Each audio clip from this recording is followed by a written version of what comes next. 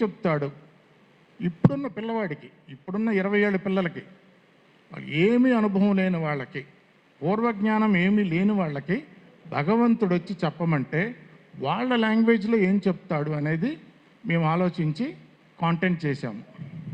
Okay, ఇది మేము 13వ తారీఖున శిల్పకళా వేదికలో 13th అండి, సండే సెప్టెంబర్ 13 సెప్టెంబర్ శిల్పకళా వేదికలో ఈవినింగ్ 4 o'clock నుంచి 7 వరకు, మాకు 8 వరకు చేయాలి 9 వరకు చేయాలని చెప్పి ఉంటుంది, బికాజ్ మేము చేసింది మాకు నచ్చుతుంది కాబట్టి.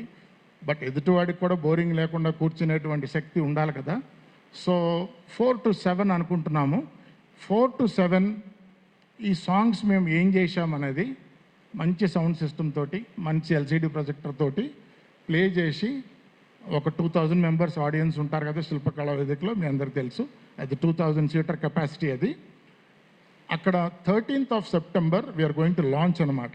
ఆ రోజు మేము జెన్జీకి చేసిన కంటెంట్తో పాటు, జెన్జీకి చేసిన డిజిటల్ కాంటెంట్తో పాటు ఈ విజ్డమ్ని అవుట్ సైడ్ ద కంట్రీ ఎలా తీసుకెళ్తామో మా టార్గెట్ చూస్తే చాలా ఫన్నీగా ఉంటుంది.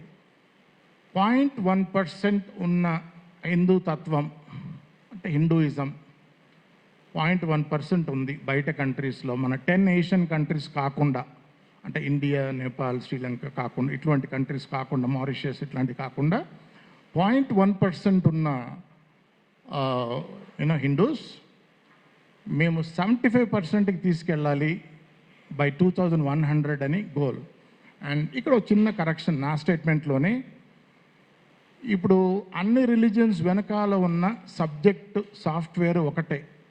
ఇప్పుడు మనకు కానీ మిగతా స్పీషీస్కి కానీ ఫిజికల్ బాడీ ఉంటుంది, బాడీ వెనకాల మైండ్ అని, మనస్సు అని ఉంటుంది, ఆలోచనలు అన్నీ ఉంటాయి.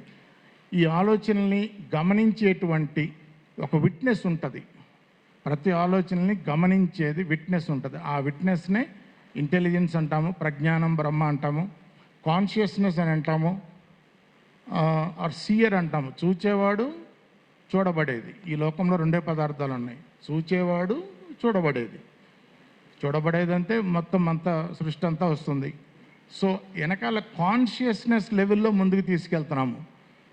సో 90% ఆఫ్ హిందూస్ కానీ ఆర్ మిగతా రిలీజియన్స్లో కానీ మేజర్గా ఉన్న కాన్సెప్ట్ ఏంటి, గాడ్ అక్కడ ఉంటాడు, అతను పెద్ద మనిషి, అతను చాలా ప్యూర్. అతను ప్యూర్ అంటే ఏంటి, ఏం కోరికలు లేవు, ఆయన కాఫీ తాగాలని అనిపించదు, ఆయనకు అన్నం తినాలని ఉండదు, బిల్డింగ్ల మీద ఉండదు, కార్ల మీద ఉండదు, ల్యాండ్ల మీద ఉండదు, దేని మీద ఉండదు. తర్వాత మనిషి, వీడి కోరికలు ఉన్నాయి, వీడు యాపిల్కాయ తింటాడు, సీతాఫలం తింటాడు, అన్నం తింటాడు, బిర్యానీ తింటాడు, వీడని తింటాడు, వీడి కోరికలు ఉన్నాయి, బిల్డింగ్లు కొనుక్కుంటాడు, కార్లు కొనుక్కుంటాడు, పెళ్ళిళ్ళు అంటాడు, ప్రేమ అంటాడు. సో ఒకడేమో ప్యూరు, వాడు పెద్ద మనిషి, వీళ్ళంతా కూడా కొంచెం ఇంప్యూరు, వీళ్ళు చిన్నవాళ్ళు. చిన్నవాళ్ళు అంటే స్లేవ్స్ అనుకోండి. సో పెద్దవాడు చిన్నవాడు అనే కాన్సెప్ట్ జనరల్గా ఉన్న రిలీజన్స్లో ఉన్న ఒక పద్ధతి. ఆయన పెద్ద అయినా మనం ఏదో చిన్నవాళ్ళం. బట్ అద్వైత విజ్డమ్లో పెద్ద చిన్న అని ఏం లేదు, because Advaita itself means no two. 2 లేవనే కదండి అద్వైత అంటే, 2 లేవు.